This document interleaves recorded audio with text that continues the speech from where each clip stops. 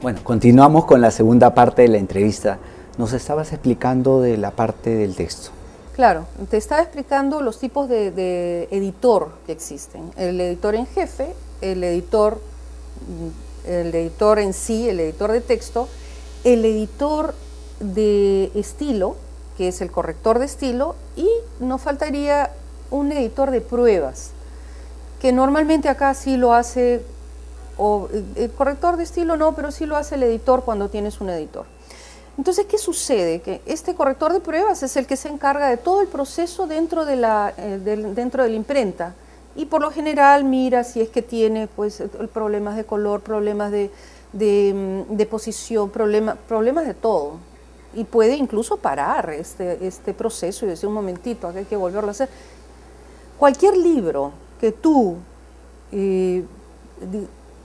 puedas detener el proceso antes de impresión es viable. O sea, es posible que tú puedas detener este proceso. Cuando el libro está impreso ya no hay nada que hacer.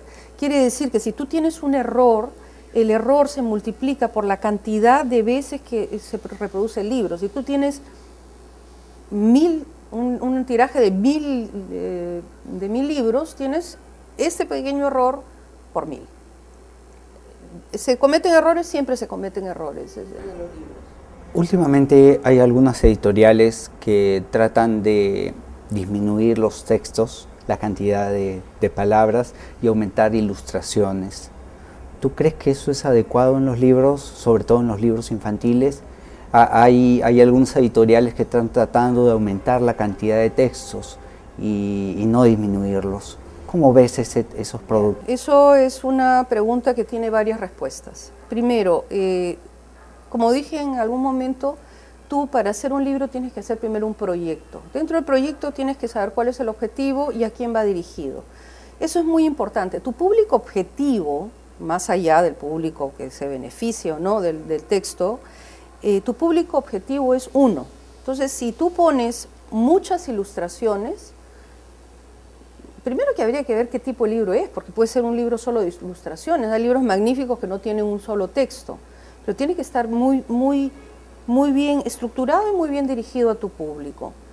Disminuir el texto, sí, si es que es para niños pequeños, pero si nosotros lo que queremos es hacer un plan de lectura donde tú vas, de acuerdo a la edad, vas entendiendo más palabras, vas apreciando más el contexto, vas estructurando mejor los párrafos y puedes también desmenuzar esto. O sea, el libro no te debe venir desmenuzado, debe ser de acuerdo a la edad. La carga de lectura debe estar de acuerdo a la edad. Entonces, si tú me dices, sí, más ilustración y menos lectura, entonces yo te preguntaría, ¿para quién? O sea, ¿cuál es tu objetivo?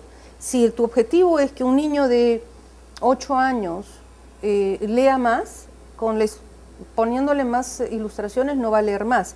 Además, hay una serie de polémicas sobre el demasiado uso de ilustración.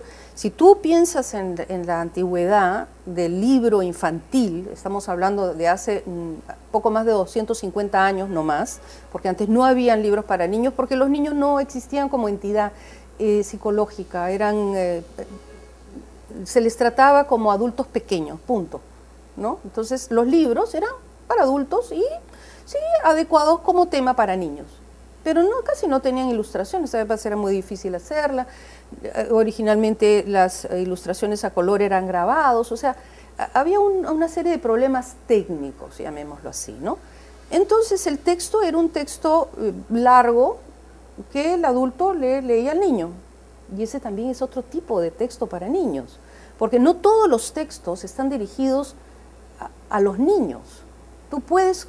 un libro para niños pequeños es un libro que puede tener mucho texto. ¿Por qué? Porque soy yo, el adulto, quien te lo leo.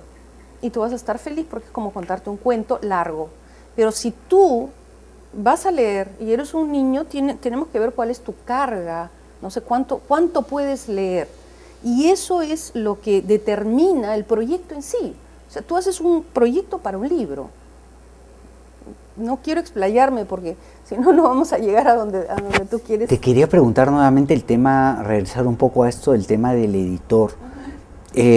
Cuando te preguntaba el tema de las cualidades, me refería a cualquiera puede ser editor o necesita tener un nivel de formación para ser editor, necesita tener un nivel cultural para ser editor, o en general cualquier persona podría ser.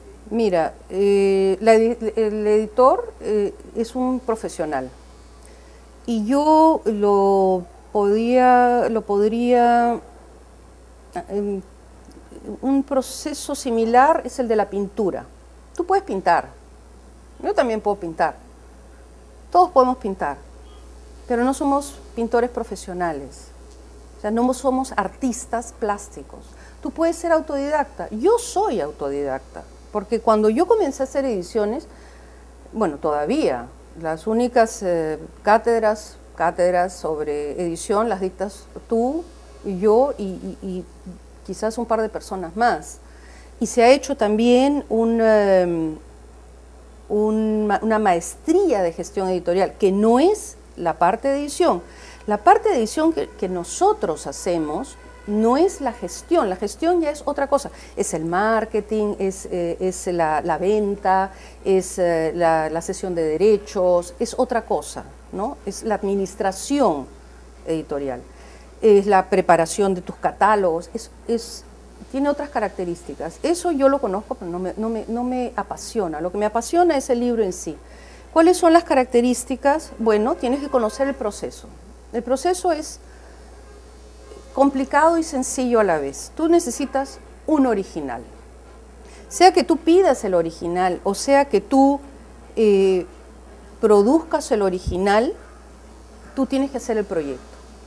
Este proyecto, como cualquier proyecto arquitectónico,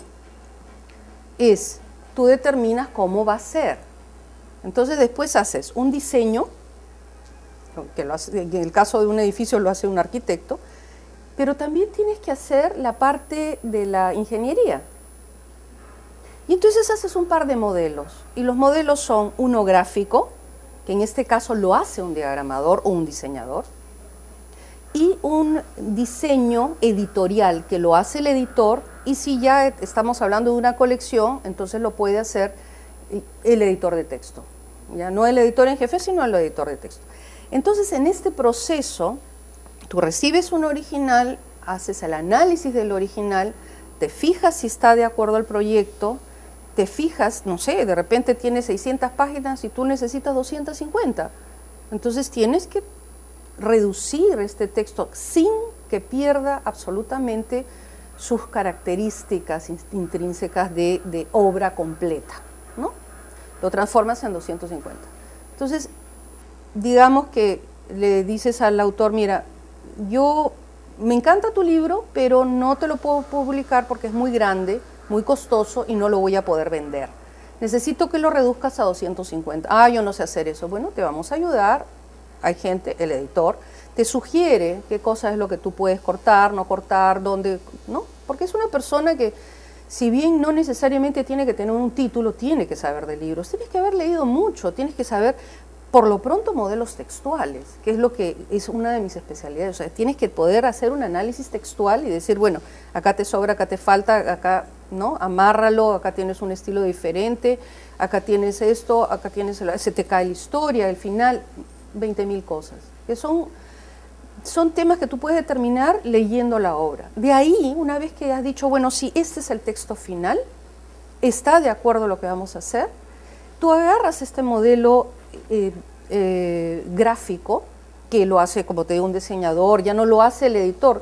Yo sé hacer libros, pero no es mi función es el texto. Además no puedes hacer las dos cosas iguales y juntas.